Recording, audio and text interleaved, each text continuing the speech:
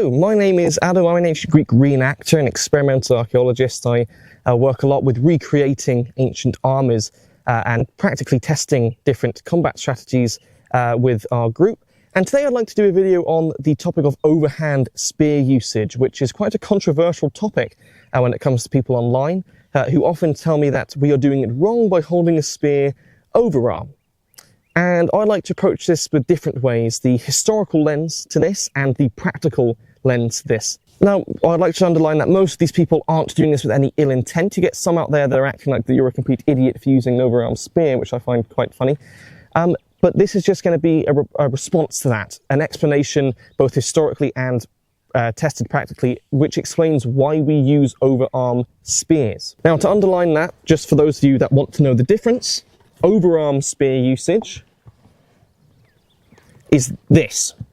You're holding your spear up like that. You're typically like this in a hoplite context. An underarm spear is where you hold the spear like this. You can also hold it up in an underarm spear, which we'll get to later.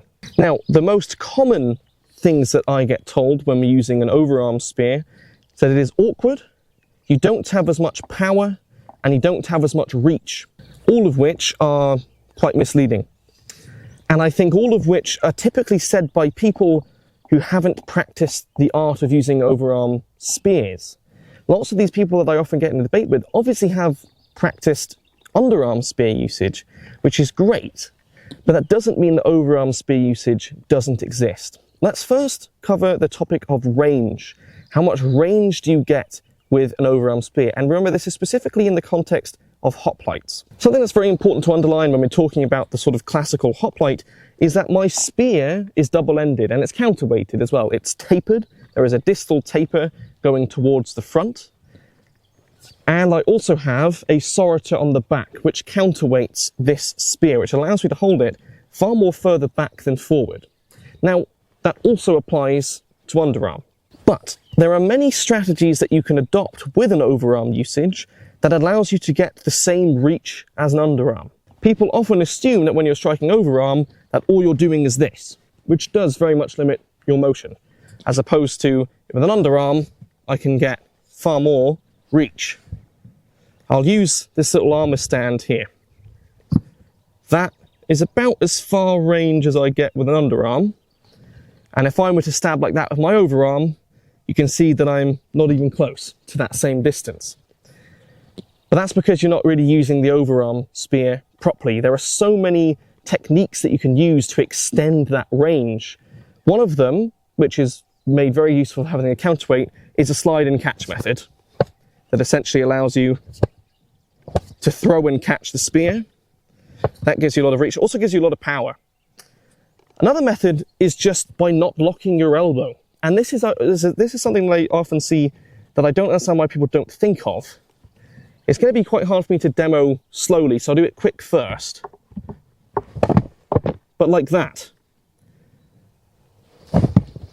Gives me the exact same range as an underarm spear, and it gives you more power. In fact, we've done tests with using underarm versus overarm spears, which have shown that overarm spears are capable of producing far more power similar to that of a throw than an underarm spear. So the argument of power doesn't really work. You can, if done correctly, produce far more power from an overarm spear than you can an underarm spear. People often say, which is partly correct, that you can't hit people's feet. And of course, when I'm using a spear, there is a range. That is the longest range I have. When I drop it, I don't reach as far.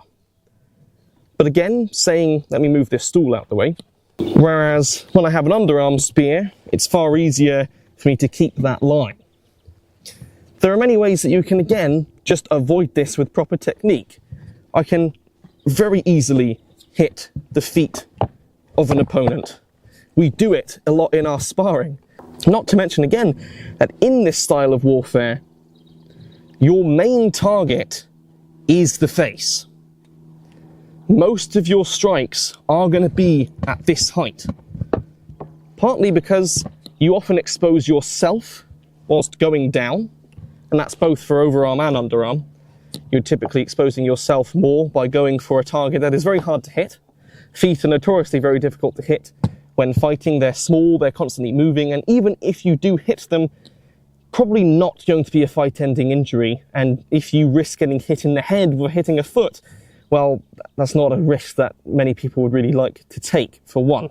And again, you can very easily avoid that by just using the proper techniques with an overarm spear. You then typically, especially when dealing with one-handed spear combat, have a lot more control over overarm spears than you do underarm spears. And that's before we even get into the idea of being very tightly packed in a formation. Of course, in open combat, in the archaic period, where we're a little bit more open, I am free to rotate how I want. And I'm sure we would have seen underarm usage as well. However, we also have to keep in mind that in the archaic period, we're using spears that also double as javelins, which means in an overarm spear usage where you're fencing, you are now very easily in a position to throw that spear. You're not if you're in an underarm position. Then add in a formation where there's a guy pressed pretty close to my back. I need that back end up, otherwise I'm going to poke him.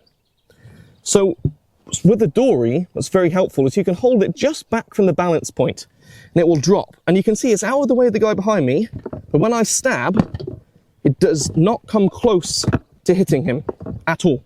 It's about level with my shoulder.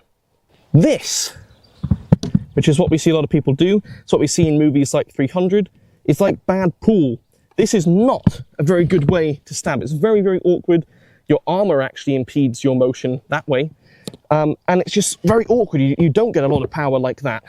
And you also risk hitting the guy behind you, which you really don't want to do. Now, other people pose the argument that you would still hold the spear up, but not in an overarm grip, with an underarm grip. This is really awkward, just in general, and you don't get a lot of power. Your shoulder does not want to move like that. But also it really exposes you. With an overarm grip, my armpit, a very, very vulnerable part of my body, remains covered. It remains hidden, and it allows me to make very quick and focused and accurate strikes that are very powerful without exposing my armpit. If I'm using underarm in an overarm position, my armpit is very exposed, which I really don't want. And again, it's really awkward. Really, really awkward. That is before we come to the actual evidence of the time period, which is, of course, what we should look at first before we start making assumptions, which overwhelmingly shows the use of overarm spear usage, overwhelmingly, especially in formational combat. I have had people also use the argument against me that the artists of the time will just be doing what looks best as a painting. We have to keep in mind that, for one, this is a culture that is very militaristic and proud of its military, proud of being citizen soldiers, but warfare was a massive part of that culture. Two, if you want to say vase art is just an artistic license, then about 80% of our historical source is now lost, because that's predominantly our main source is artwork when we're looking at the archaic and classical periods. Three, pretty much all of these artists would have served as a hoplite at some point in their life. These are citizen militia forces. Every male citizen from the age of 18 to roughly 60, depending on your polis, was eligible to be summoned up to fight in a battle. These guys were probably hoplites, or they probably had a lot of experience with seeing them before. So I don't understand why you would assume that the artists who lived in the time period and likely fought as a hoplite would depict almost universally, almost all artists universally depict the style of warfare like this. Artistic license doesn't cut it for me. I think that that is quite a weak argument. I don't really see why that would apply, especially when practical tests done through reenacting show the far superior nature of overarm spear usage, specifically in formational combat. It just doesn't work really if you're trying to do it underarm. It really just doesn't work. Practically, it doesn't align with the source material that we have from the period. We have no real reason to assume that they wouldn't use overarm spears. Now, we do sometimes see underarm spear usage depicted in art, however, typically not in formational combat. We see it in duels, which is, again, very likely you are able to obviously switch between overarm and underarm in a duel as you please. But the idea that in a phalanx and that your predominant hoplite stance isn't an overarm spear, I think is false. The overwhelming practical testing has shown that in the hoplite style of warfare, overarm spear usage is far superior, and the artistic database from the time also shows that style of spear being used overwhelmingly compared to underarm spear usage. Other historical time periods may well be different, but they are also fighting differently. We can't just look at other periods of history that have more well documented spear fighting and say, oh, they did it this way, therefore the Greeks would have done it this way. You're fighting in an entirely different way. You're fighting with an entirely different spear. The addition of having that counterweight adds a lot. Something else that's really, really important, and this is something that my friend Paul Bardinius outlines a lot, is that if you hold the spear past the balance point, and I go to parry, it's very easy for me to parry with this spear. Okay, I'm not hitting my helmet or anything. I can very easily parry.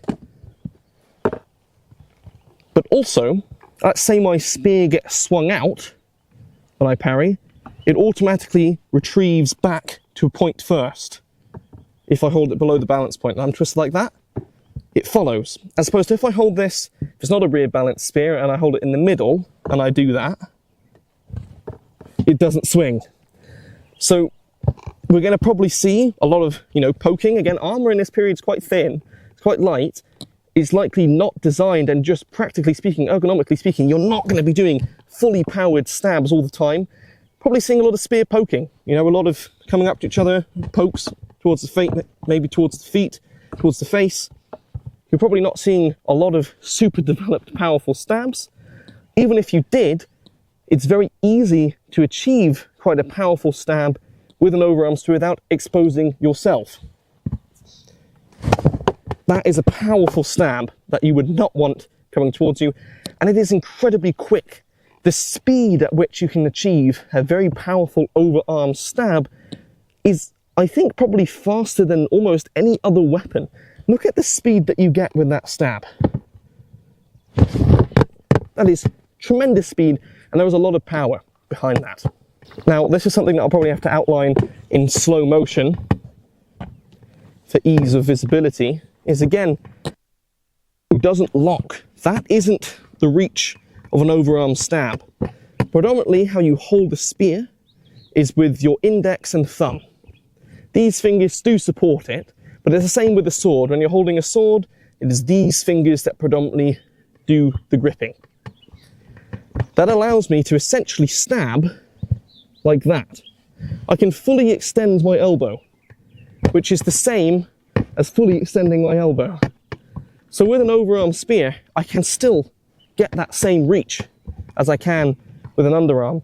It is what is overwhelmingly represented in the period artwork, and it is what works practically better when tested in mass formational combat.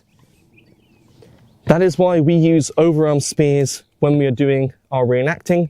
It is what is, again, far more represented historically for this time period, and it works far more practically. And lots of the issues with overarm spear usage that is posed to me, I think it is done by people that haven't practiced overarm spears. So there's a chance for me there to defend our position on why we use overarm spears.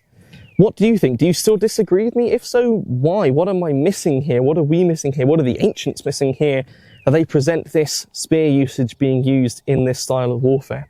Let me know down below. And I really hope that you enjoyed this video. I hope that you might have learned something from this.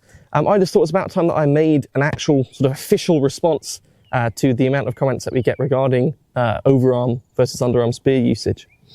Thank you very much for watching this video. I hope that you enjoyed it. I hope that you learned something. If you'd like to support the channel further, it would be really appreciated if you could check out our channel memberships. A special thanks to our channel members for continually supporting the channel. Your support really does mean a lot. And I'll hopefully see you in the next video. Thanks very much.